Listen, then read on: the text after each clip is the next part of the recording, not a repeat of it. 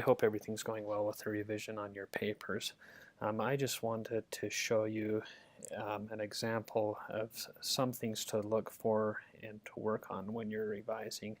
This is a paper from a class member, one of your peers, who has allowed me to create the screencast of just some changes, some possible changes that I would suggest as you're revising your paper. And so first of all, just looking through this paper, we have all of the main sections of the paper. The writer's done a great job of putting all of those sections in, the synthesis sections here, the analysis, the summaries, um, and conclusion. Has done a great job getting the references and things in there as well. So all of those main parts are there. And if we scroll back up to the beginning of the paper, I'll walk through it. I won't go through every comment that I've made here, but I'll touch on a lot of them. The first is a small thing, but any way that you can, I would suggest cutting out any kind of wordiness in your document. And that includes something even as simple as the title. And so the original title was Our Technological Distractions Inhibiting Our Ability to Make Genuine Connections with People. And you could shorten that down to as technology inhibiting our ability to make connections with people, or even is technology inhibiting our ability to connect with people. And so that second example I like even better than what is technology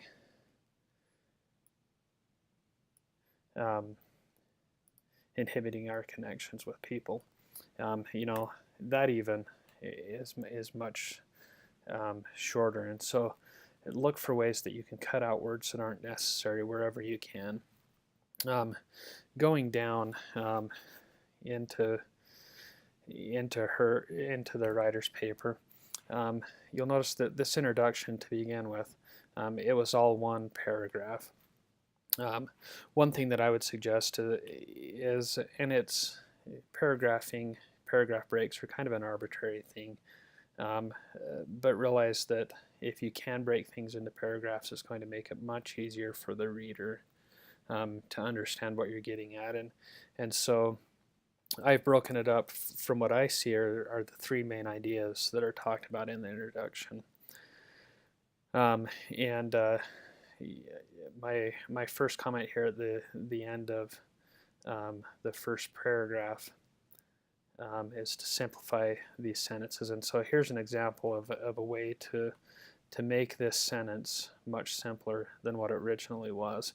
And you can see these words with the line through them or were the original wording.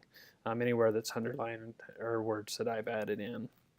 And so, with this simple, pulling out a few words, and this is something I did very quickly. You could probably look at it and pull out even more words that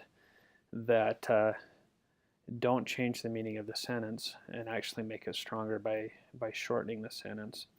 Now you do need to be careful with this because you don't want to pull out things that are essential to understanding, that make it seem like it came, that it's sterilized writing, and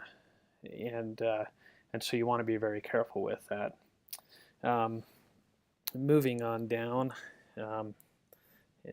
here just some examples again of shortening that up, making it easier for the reader to understand. The writer did a great job of referencing these articles. The first time you want to do the publication dates, she's done a great job of that. And then the one suggestion I had here was the writer had just done summary, and then summary here again for the second article. My suggestion is to just list the name of the article there so that the reader can orient him or herself and know what's being talked about.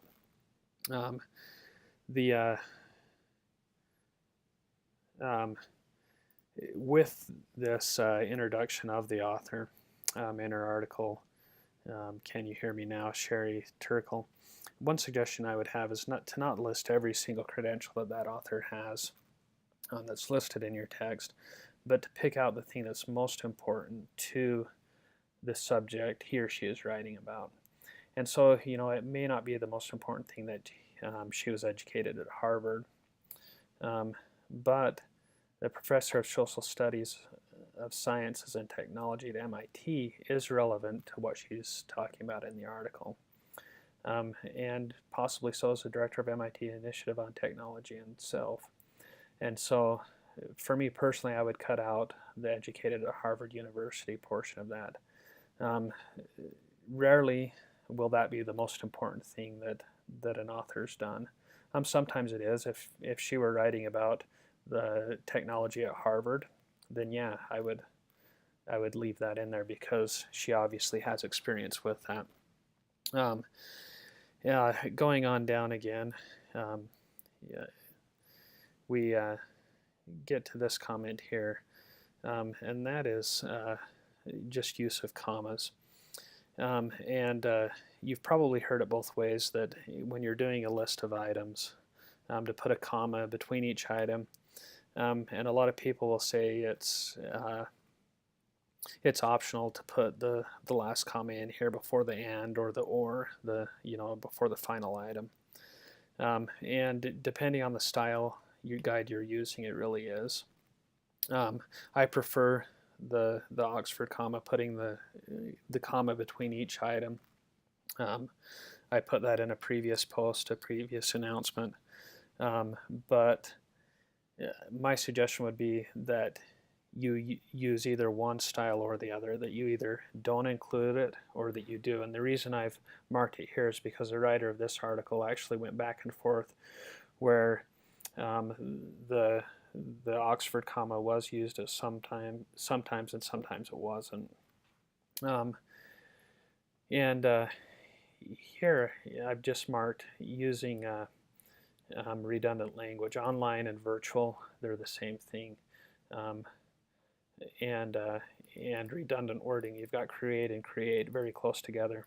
And I think that can be fine at times, but maybe try to shake things up, to work things out, and make it a little bit more interesting for the reader. Again, you've got redundancy here on their Blackberries or smartphones, and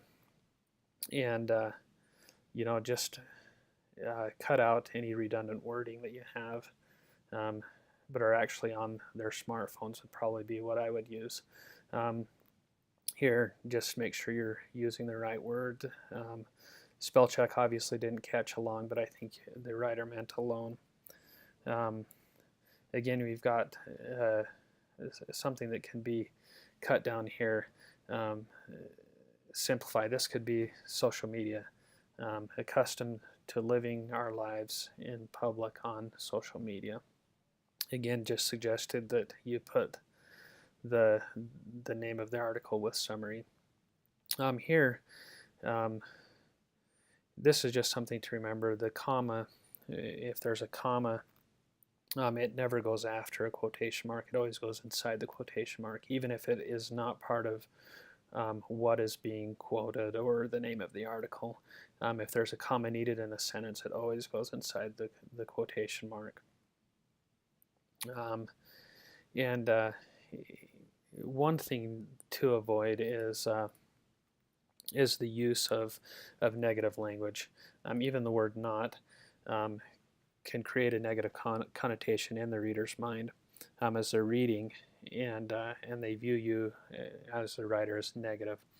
And so for this, you want to use a word that means the same thing but doesn't include not, and will actually be shorter as well.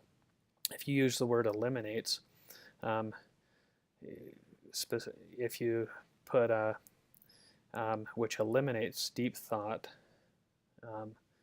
and I didn't mark it here, but I would suggest cutting this sentence down as well.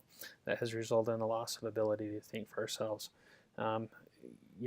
This entire sentence has gotten very wordy. You can see it's that long of a sentence. And so I would find ways to cut this down. Here we've got just a problem with pronoun agreement. There is referring back to the average household. The average household is a singular noun, and there is a plural noun. So this just needs to be reworded so that those line up. And so one way you could do that is the average household in 1993 had the television on for approximately 7 hours a day, something like that.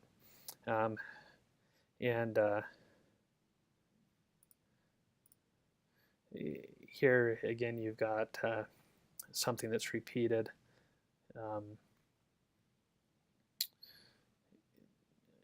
Television presents the masses with entertaining information, but presents. So you've repeated the word again. One way to fix that is to just reword it a little bit. Television is nothing at all like a pamphlet or newspaper. Again, the Oxford comma here. Here again we've got redundant wording, criminal or courtroom trials. You could just say trials, or even just courtroom trials, criminal trials. I wouldn't use both. Here again we've got pronoun disagreement here. Those people as plural, a celebrity as singular. You could say something like those people become celebrities. Just make that second noun plural. And here, moving on to the analysis, here's one thing where I don't think you want to avoid words. If you can say things in the fewest number of words that you can. I think any more now it's a given that computers have or are able to connect to the internet.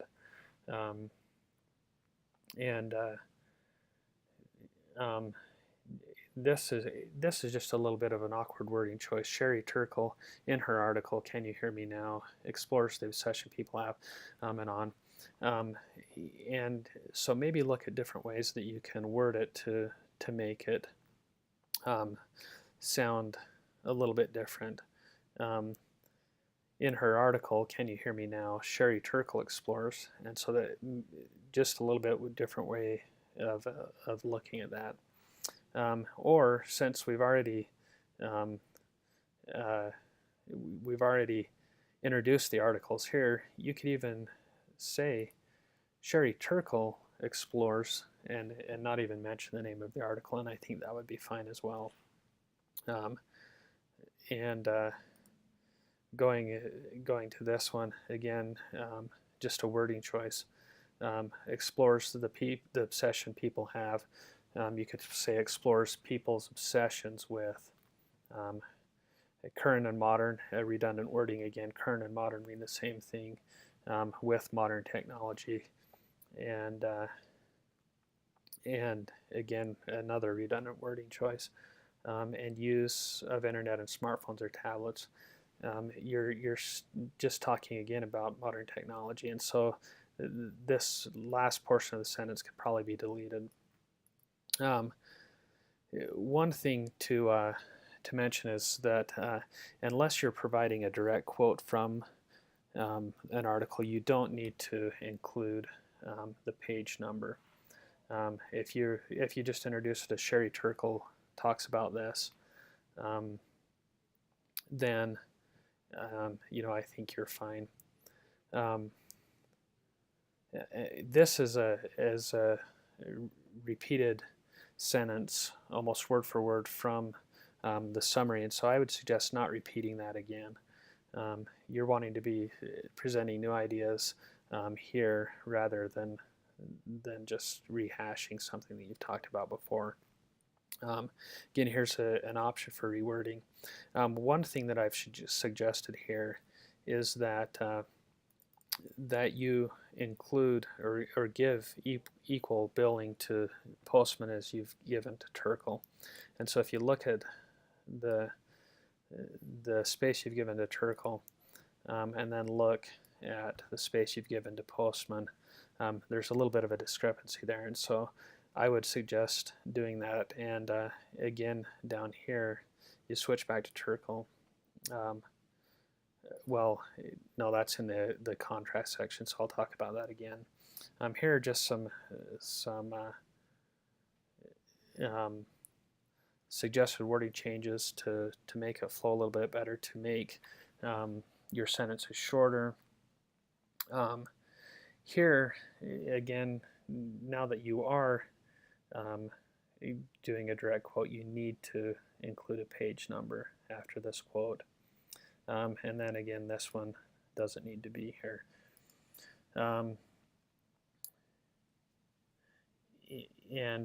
Well, again, I think you do need to include equal billing for Postman again down here. You've presented a Turkle argument, a Postman. Turkle again is much larger billing space, and then Postman is smaller.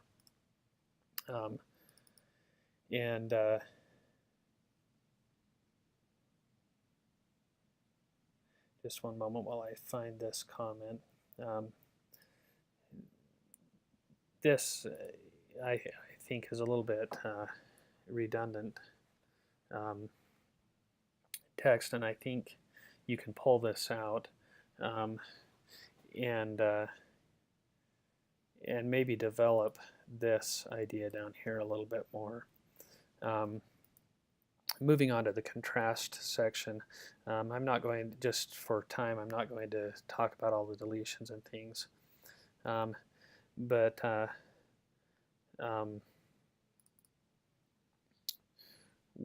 with these comments,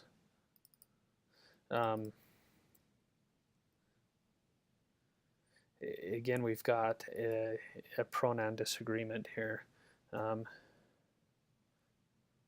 On the other hand, Turkle delves into the individual person, singular, pulling themself. Should be him pulling him or herself out of the social structure and being sucked into. Again, you've got a pronoun disagreement.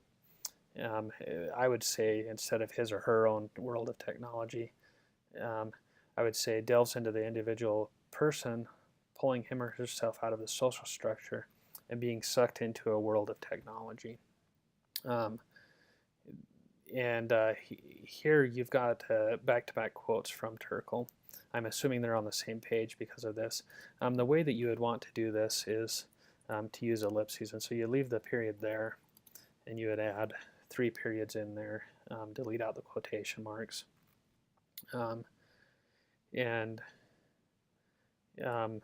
Down here, information presented by Postman and Turkle both suggest that, you know, again, just pull out extra wording, make it more simple. And again, we're getting into redundancies here of things that could just be pulled out.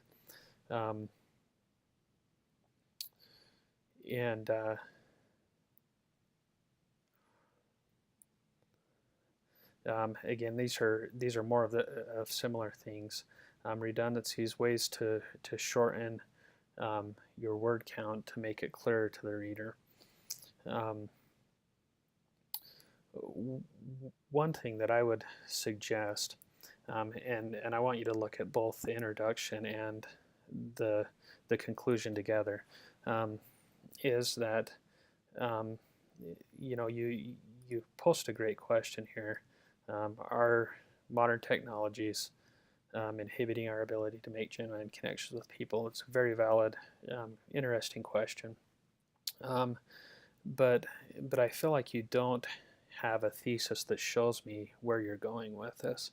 And so to me, that makes a conclusion less forceful.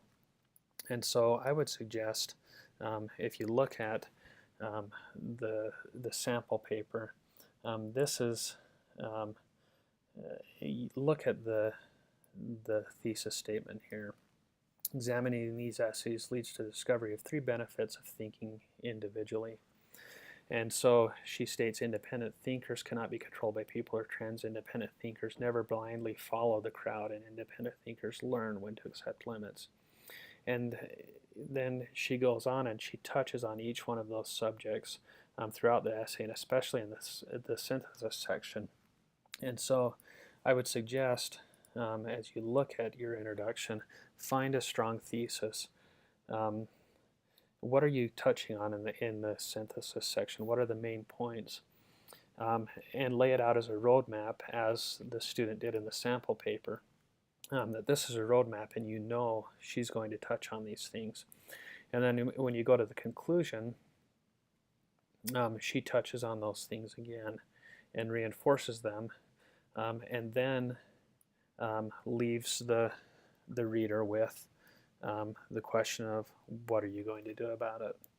And so going back down to your conclusion, I think the writer does a great conclusion. If this were a personal essay, this is a great conclusion of, this is what I pulled from these articles, and this is what I'm doing. But with the synthesis, as you know, we've been talking about argument throughout the class. This is actually an argument paper of, what are you going to do about this? And so that's what the student does in this paper, is what are you, the audience, going to do with the information I've given to you?